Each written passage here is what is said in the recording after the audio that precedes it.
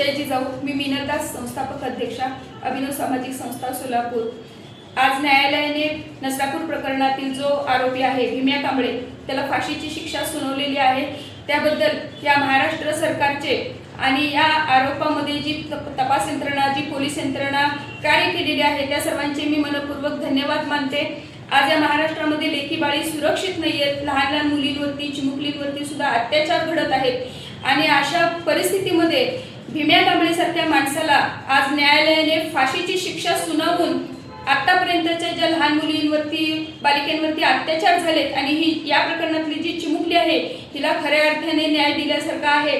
परंतु आज या माध्यमातून मला सरकारला आणि न्यायालयाला विनंती करायची आहे की फक्त फाशीची शिक्षा सुनावलेली आहे, परंतु याला उशीर न करता त्याला तात्काळ लवकरात लवकर फाशी कशी मिळेल याची तरतूद करावी, जेणेकरून इथून पुढे असे अत्याचार करताना आरोपी जे आहेत ते 10 वेळा विचार करतील आणि हे जे अत्याचाराचं प्रमाण वाढत चाललेलं आहे ह्याच्यामध्ये कुठेतरी एक आळा बसेल, नियंत्रण लागेल।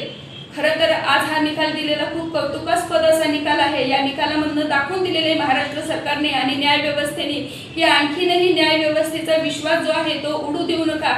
जिथेही कुठे आरोप होते, अत्याचार घडते त्या ठिकाणी ही न्याय व्यवस्था जी आहे ती पारदर्शकपणे तपास करेल आणि त्या प्रकरणातील जे दोषी असतील त्यांना शिक्षा दिल्याशिवाय राहणार नाही।